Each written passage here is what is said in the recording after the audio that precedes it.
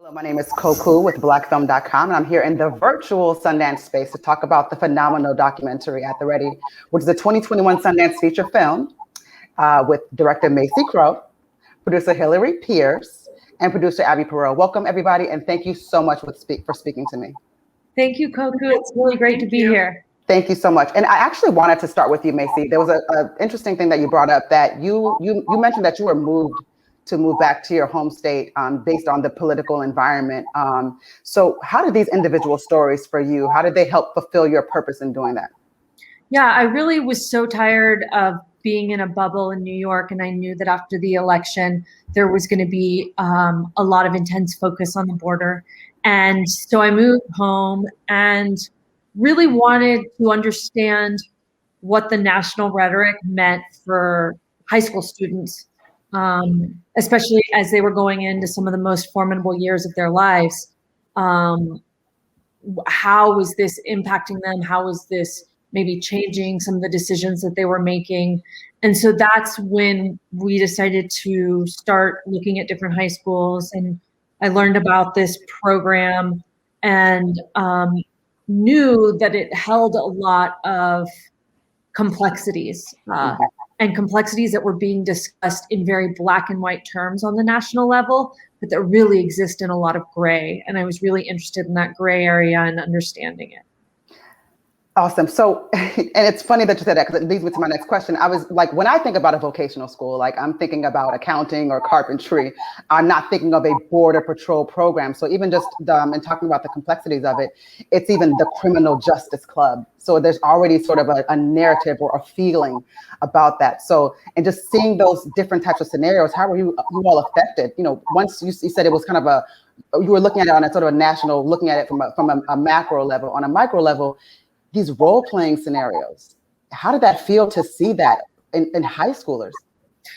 You know, I think that was one of the things that I questioned the most, because I mean, high school students they're still kids. I mean, there's certain parts of their brains that are still forming. Mm-hmm. And so I don't know, what the impact of that means, but I do know that I became kind of numb a little bit to what I was seeing there. And you certainly start to see these same things over and over again. And, to hear terms like no knock warrant and light them up, it really makes you start to ask yourself, what is policing culture becoming, and what does this mean for the communities in which these kids will be policing in? Mm-hmm. And we do see incredible growth with each student that was portrayed as they continue to advance in the program. And it has to be said that you guys just did a phenomenal job in making sure that Mason's story was not only heard, but it was supported. How does it feel that you've really expanded someone's support network in an incredibly life-changing way? And it's like you didn't go into that to do a thing, but you really helped someone out and really made sure that his story was heard, and you just advocated for him, and it was amazing to me. How does it feel? Well, we all love Mason, and Mason was one of the first kids to really accept us in the school. There were some families that were very open to us. Mason in particular, I think we've all kept in touch with. I know Abby and I both have really kept in touch with him, even post the filming process, which is when he let us know that he had transitioned during the pandemic. And so all three of us, Hillary, Abby, and I, were really trying to figure out, okay, well, we need to put this in the story. How do we do that? And that was going to be one of our last shoots, was actually, going and filming Mason now. But the pandemic just kept getting worse and worse, and we couldn't. And so we worked with Mason to come up with a way that he felt most comfortable sharing his story from high school and then ending it with who he is now. And so it feels good. But at the same time, I feel like that is our job, to really learn and understand each participant's story and accurately portray it. Mm-hmm. And I mean, because you're documenting this process of them going through the club and just the different questions that they have to ask themselves as far as, whether it's worth it or, just as excited as they may have been getting into it or not. Were you ever surprised by their end choices in terms of where they ultimately decided to go as far as law enforcement? Any elements? I feel like I've been talking. I mean, I don't know if we're surprised. I think it's been really interesting to keep up with them. We've had lots of conversations with Mason and Cesar about, you know, whether it's still an option for their lives and whether they have any interest, or, you know, I think it'll be interesting to see how it keeps developing. And I think one thing that's been interesting in this whole process, and I think, you know, we all experience it at some point in our lives, we go from being naive about something to becoming an adult and learning that there's some hard truths that you have to reckon with. And it was both an emotional process and a very eye-opening process to experience that alongside Christina. She had put so much hope into Beto O'Rourke winning the election, and it was less about him and more about what he symbolized. And I remember that night so well. I mean, Abby and I both went back to our hotel and we were like, oh my God, like this, you know, wow, this is like heartbreaking. And it's like, I feel like she's kind of becoming an adult right now because she's having to like really reckon with some things that she maybe hadn't considered before. And as we went into the edit and really worked on the film, it just became pretty clear how profound of an impact that night had on her and how much more she had to really consider some of the more challenging aspects of the career path she was on. Mm-hmm. And I think what's really important about the film that you all produced is that every student had a tie to Mexico in some kind of way. And so with the Criminal Justice Club, they had a way of divisively portraying people sort of on the other side. It's like a them and us kind of thing. We start to see that affect each person in a very different kind of way, depending on what their family life was like. What was it like watching? I mean, we're talking about Christina, but what was it like watching that process and just seeing people, like you said, just changing, because you're starting to sort of see them become more aware and just in this politicized club, you know? Yeah. I mean, I think that with policing in general, there's this mentality of us against them. And you hear, you know, even the teachers talk about how when you get into law enforcement, it becomes so much of a family because the people that you knew before you became a cop look at you differently now.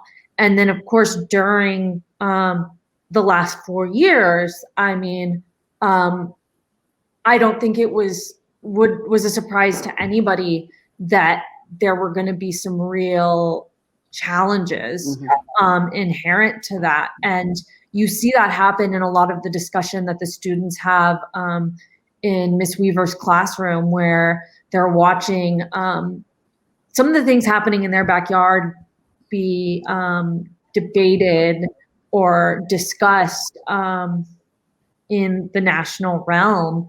And you really, it's pretty, for me, it was just so profound to see how those events impacted those kids. Yeah, it's very eye-opening. Oh, what were you gonna say, Hillary? Oh, it's that the scene that Nancy was just referencing is so interesting, because if it had taken place in a high school far away from the border, it might not be as interesting, because in that room, you know, those are people that are really living in the places that are being affected. And it's just fascinating to me to see those kids process those thoughts and also compartmentalize a little bit, you know, for the sake of the discussion. And yeah, it's just, it's really, I mean, it's our movie, but I wasn't in production very much. So in post-production, you know, being able to like see this footage and realize that this is that on the ground view of these national issues. That's what I'm excited for people to see. And what I like about At the Ready, from having watched it, is it forces a conversation, but it doesn't force a conclusion. There's no way to walk away from it though and not want to talk about it. But you guys didn't sort of put, you just gave the information, and perhaps I may feel one way and another person feels another way, but it was just very responsibly portrayed. I really appreciate that as a viewer. Thank you. That I think, to me, that means so much. That's really how I like to approach filmmaking, and I think Abby and Hillary would say the same. I think there's so much content in the world that really tries to push you to respond one way or another, and I think for us, it's about like, okay, here is like a clear lens to what's happening. Now, like, take this information and learn from it, challenge someone else's ideas about it, just discuss it. I mean, I think as a country, that's what we need to do, is just have more discussion. Definitely. And what would you ultimately just want people to take away from At the Ready, very specifically? One thing that I think is really important, it came up in particular after the most recent election, was the, there were so many articles being written about the way the border region voted, and there seemed to be some surprise about that. And it was disappointing for me to read that, because it became clear that there was an unawareness of how complex the border region is. And in all honesty, I mean, every faction of American life is complex. And I think we need to constantly be considering that when we're talking about all sorts of issues. I thank you all so much for your time. This has been one of the best films that I've ever seen. Just again, the honesty, the lens.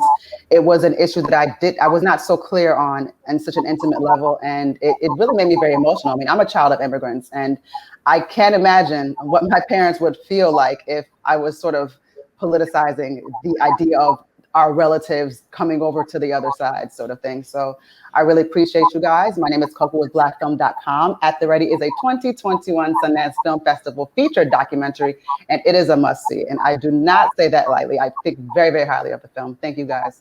Thank you so much, Koku. This was great. Thank you. Thank you for your time. Take care. Thanks. And congratulations. Thank you. Bye. Bye.